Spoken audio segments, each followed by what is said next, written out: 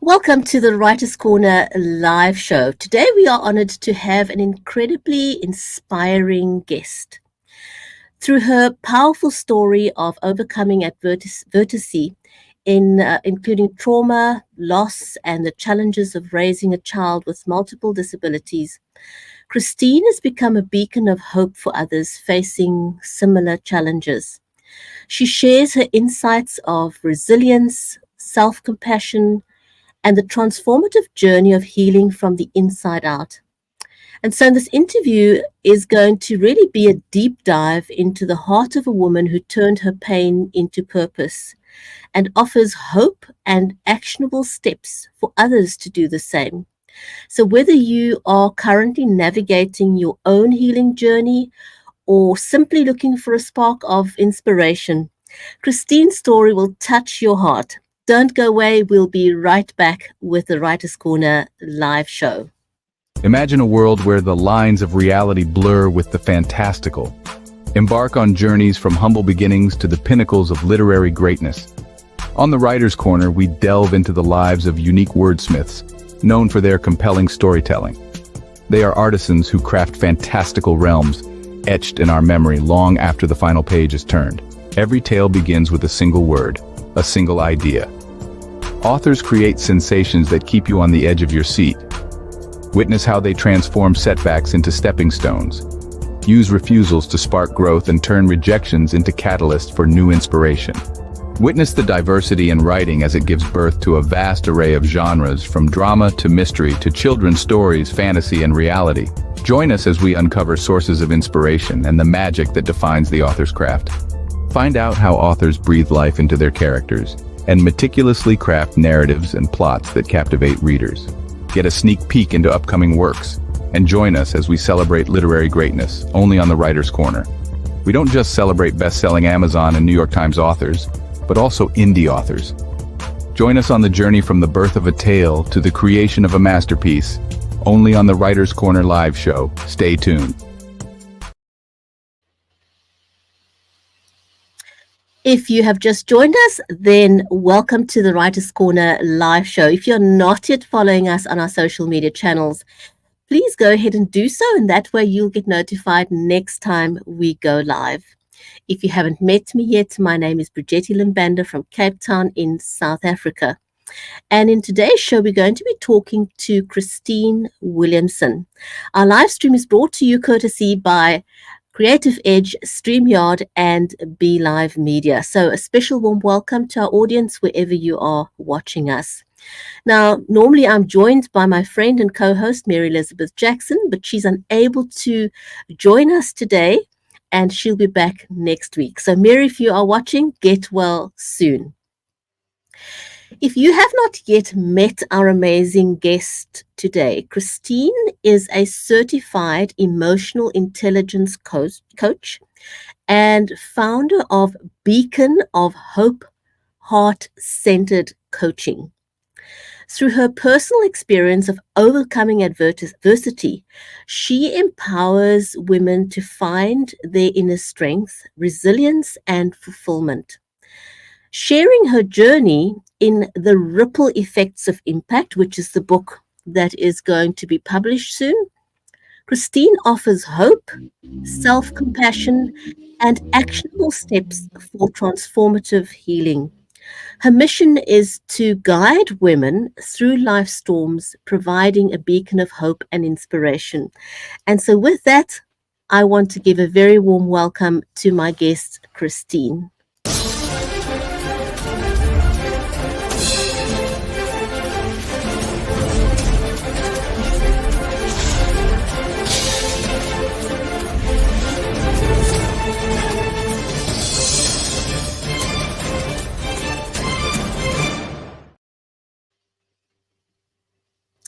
Christine, welcome to the Writers' Corner live show. And I am so sorry that you're not getting to meet my friend and co-host, Mary Elizabeth Jackson, but welcome to the show, and so glad that you can join us to talk about your journey.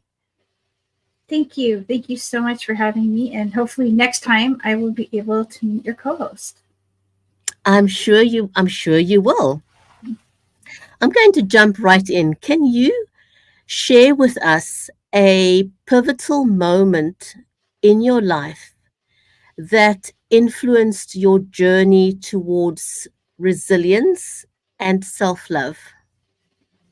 Yeah, there's been a few, and the most recent was back in 2016-17 when, um, after years of battling for answers for our youngest, who was having significant challenges in many different ways, once we got all of, or many of the answers, I had a significant burnout where it landed me in the hospital. And the doctor said if I didn't change something, I wouldn't be around to see my children grow up. And my body, my mind, my everything, spirit was just burnt out. Like I had burnt myself right out. And so that was the pivotal moment when I needed to learn to do something different. I think what you said is so relatable to people who are caregivers of any kind. Burnout is a real danger. And I think you become so engrossed in what you're doing that you often forget to take care of yourself. So I think that is quite huge. What sparked your passion for, and I'm guessing that it's tied into what you just told us, but what sparked your passion for emotional intelligence coaching, and how does it influence your work in empowering overwhelmed moms like you out there?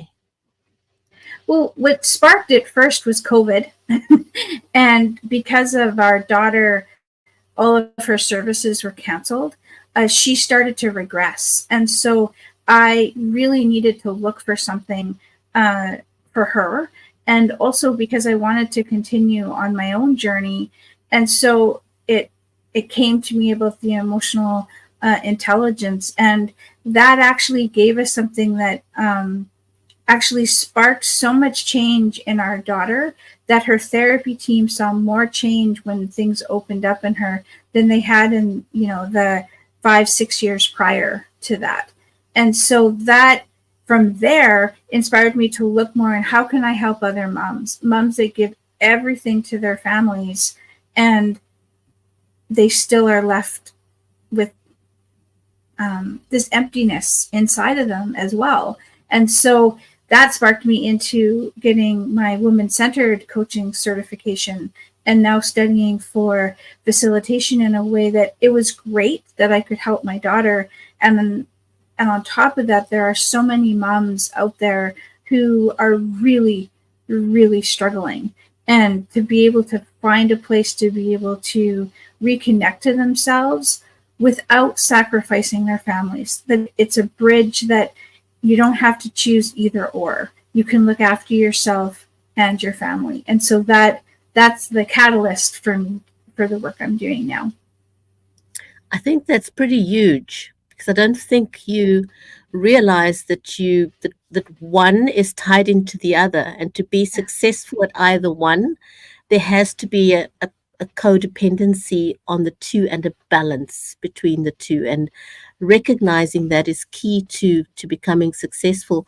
Now, your chapter in the book is called Shipwrecked to Lighthouse Beacon. Yeah. Is quite a powerful metaphor. What inspired this imagery, and how does it reflect your personal experience? That is a fantastic question. In the moment when I felt myself breaking was when we were in the psychologist's office when they were going over everything they had found with our daughter. And the only way that I could describe it was that I was hit by this massive earthquake that was followed by the tsunami that was just swallowing me. And I was struggling to get to back to the surface. And it was like I could hear her talking, but I couldn't. And at one point, I remember her saying, I'm more concerned about her, and thinking, who is she talking about? And as I'm struggling, realizing she was talking to my husband about me. And it was in that moment that I thought, I'm drowning here. I don't know what to do next. Like, I just have to survive this tsunami first. And that's what started this idea of being completely shipwrecked to becoming this lighthouse beacon. And at the end, realizing that we all are our own lighthouse beacon, and sometimes we just need someone else to remind us of that. And I want to be a part of that revolution for helping other women, particularly, but humanity in general, that we all have a light. We all are our own beacon, and we sometimes just need someone to remind us of that. I really like that, because we know what we know, but sometimes we forget, and we just need somebody to say to you, you've got this. Yeah. Yes. It just reassures you, that I can do this. We've all got it within us, but we just need somebody to be in our corner, someone who has your back. And it's wonderful that your husband was that person for you. How would you define empowerment in the context of your coaching business? And what strategies do you use to help your clients balance their own well-being on the one hand and their family responsibilities on the other hand? That is another fantastic question. And empowerment to me it's not just about meeting your own needs. It's how can my needs be part of the collective? And how can what I am bringing into this be something that then can better those around me? And so you're not just looking after your own needs to make sure your needs are met. Like, that's only part of the step. The other part is understanding that by getting our needs met, by making sure that that is done, that then the responsibility of bringing that out becomes a joy. It becomes something that you want to show other people, that together we can be better. And so empowerment is about doing for yourself what you then want to help other people to do for themselves. And so how I help moms with that is understanding that by looking after our own needs, our own wants, our own desires, our own things within us, that actually then connects us to helping our children learn how to do that for themselves. And sometimes we think as moms that we have to do all of these things for our children, but really what we need is to be in connection with them, to help them understand their own needs, their own wants, their own desires, and to be able to start to understand how to meet those within themselves. Wow, that is amazing. How do you challenge or encourage moms to prioritize their well-being without feeling guilty about it? And what are some surprising discoveries that you've made about yourself coaching other moms? One of the biggest things for me is this idea of this mom guilt that we carry. So much of that has been programmed into us. And if you look at almost every Mother's Day card, it's about, it's such a great mom who does everything for her family, who, their kids are their world, or their family is everything to them. And it's this idea that the more selfless you are, the better of a mom you are. And so anytime you want to do something for yourself, you actually think that you're doing something wrong, that you're taking something away from your family. And so when I realized that for the most part, the mom guilt that we suffer from is actually this idea that we've done something wrong, when really it's even on the airplane that you put your own oxygen mask on first. And that idea is you aren't taking something away from someone else. You're positioning yourself to be able to give to someone from a place that is whole within you. And so guilt is actually when you've done something wrong or you've intended to hurt someone else. And so this idea of challenging that narrative, that by showing our children that it is also important for us to take care of our bodies, to journal, to do something creative, to exercise, to whatever it is, it's teaching our children how to also look after themselves as well. I think that's such a valid point, because children learn by example. And, if they see that you're taking care or prioritizing yourself, it teaches them that they should do the same. So I think that's a very, very valid point. Can you talk a bit about the significance of holding opposing ideas or viewpoints with curiosity, but without judgment Yeah. in your coaching practice, and how that helps create a safe space for your clients? That is actually something that means more to me than so many other things. And the reason why is in a world that is so polarized that, if we have a view on something, that then someone else must be wrong in order for ours to be right, or vice versa. And so this idea of being able to hold polarizing or different views or different opinions at the same time without judgment is all about seeing, what can I learn from you? What is it about your side that is important to you? And is there anything that I can take from that? And then that creates a space for the other person to do the same. And so often we need things to challenge our way of thinking, our way of believing, our way of doing things, because so often we do those things without even knowing why we're doing it. And so in my coaching practice, so often when moms come to me, they've had a certain way of doing something and they have to do it that way. And by being curious about, what is it that you have to do it by that way? What does it mean if you don't do it that way? What are you telling yourself if you are doing it that way? Then it just starts to bring different pathways of possibility, that it doesn't necessarily make anything right or wrong.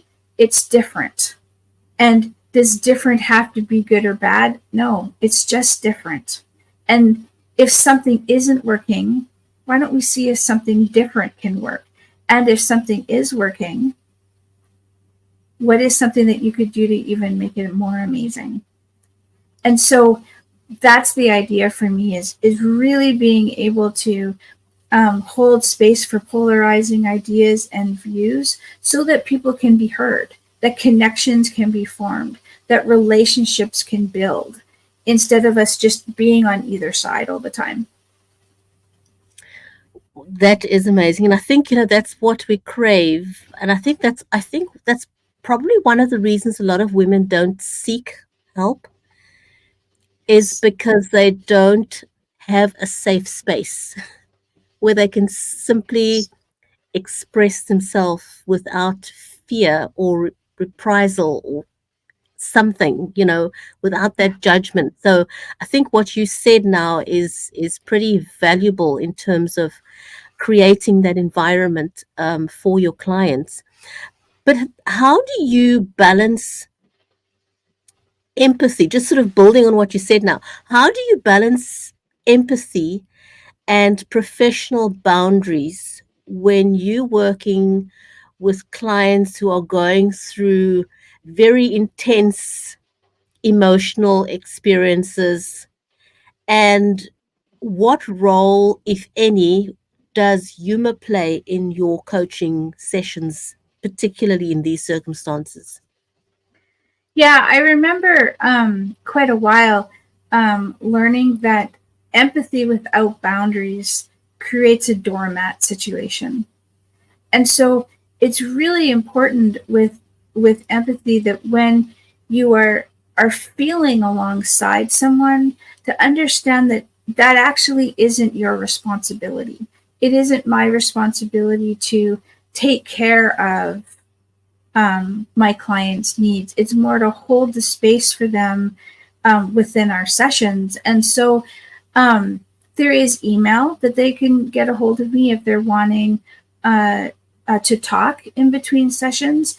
And the empathy and the boundaries for me really is not only to protect my own energy, but I'm also a mom and I'm a wife and I have that life as well. And so I'm not just telling other people how to find balance and harmony and hope and resilience in their life.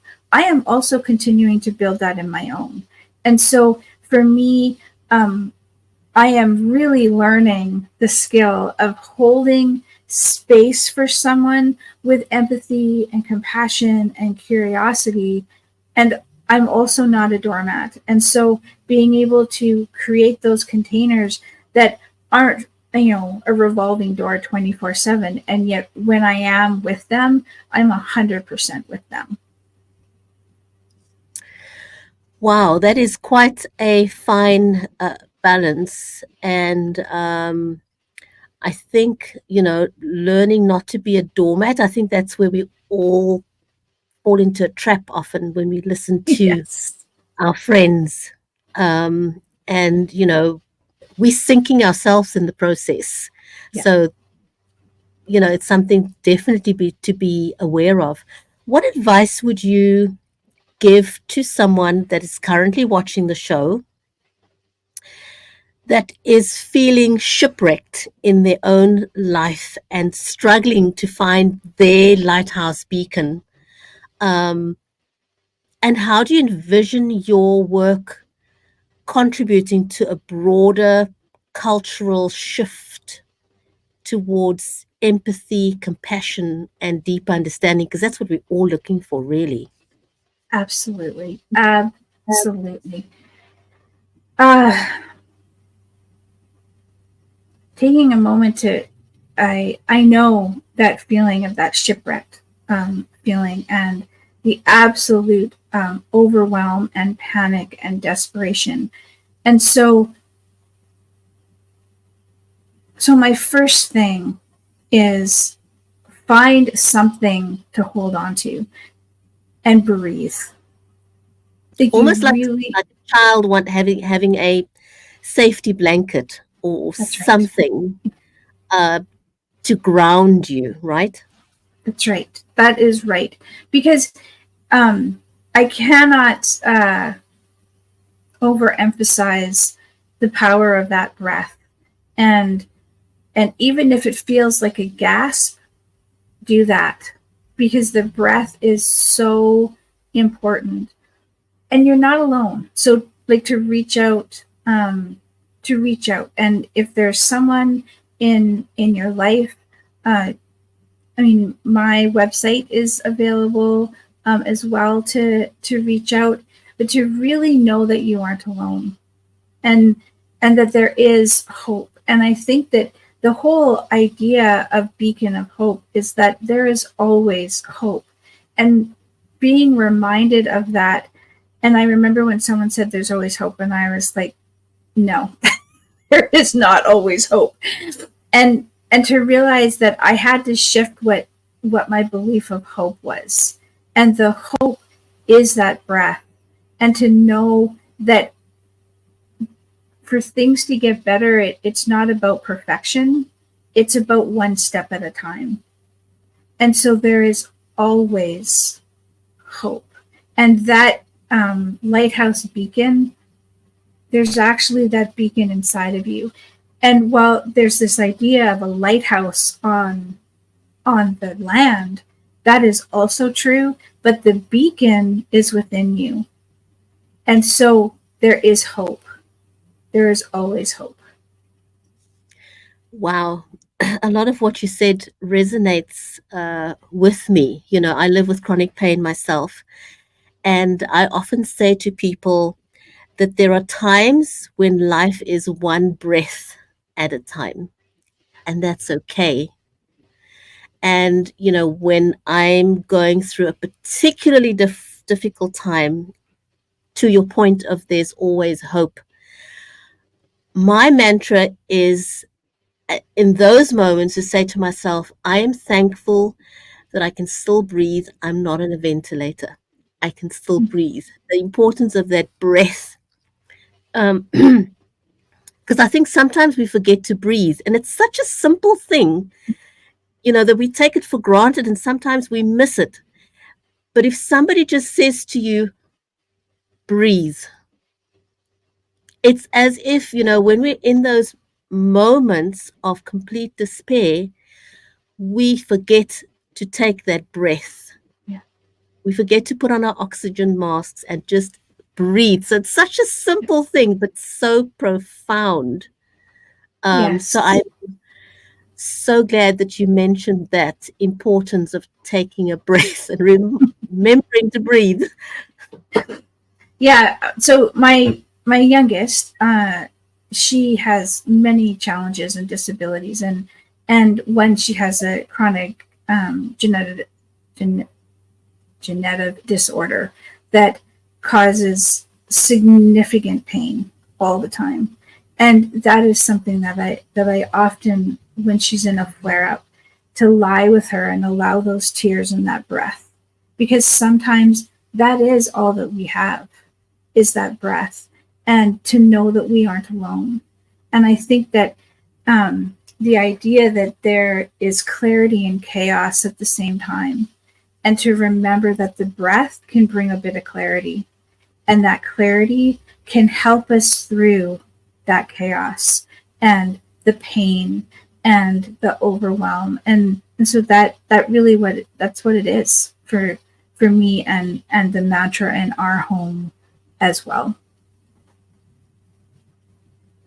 Wow. Christine, I cannot wait to read your chapter in the book, the ripple effects of impact. So, I want to encourage you, if you're watching this interview, whether you're watching it now on the replay, keep your eyes peeled for this book, and in particular for Christine's chapter, the ripple effects of impact. And you definitely don't want to miss her chapter in this book. Christine, I want to say a huge big thank you, and I'm so sorry that Mary missed the episode today. She'll be back with us next week. But thank you so much for coming to share a little bit about yourself and your journey, and opening up yourself to be there for other moms who are struggling. To be able to hold space for them and to help them on their journey, but also applying the lessons that you've learned yourself, not to become a doormat, as you said, and to also apply self-care in the process of taking care of your own family and other moms that are struggling out there. So a huge big thank you. I would really, really, really love it if you came back on the show once your book is out. I would love that. Yes. It's going to be amazing. So Thank again, you. also, Thank you. it's a big pleasure. Guys, if you're watching the show, we often have accomplished authors on the show. So, if you are like Christine and you're writing a chapter in a collaborative book and the book isn't even published yet, use opportunities to talk about your chapter and your book like these. So, Christine, again, a huge big thank you. Thank you to our audience. This was amazing. And I'd really like to have you back again. So, to everyone out there, thanks for staying with us throughout the interview. And we will see you back next week on another episode of the Writer's Corner live show. Take care, everyone. Thank you for joining us on the Writer's Corner live show. 30 minutes of insightful author conversations with some of the biggest names in the industry, including award-winning authors and international indie sensations. Join us on the next episode of the Writer's Corner live show.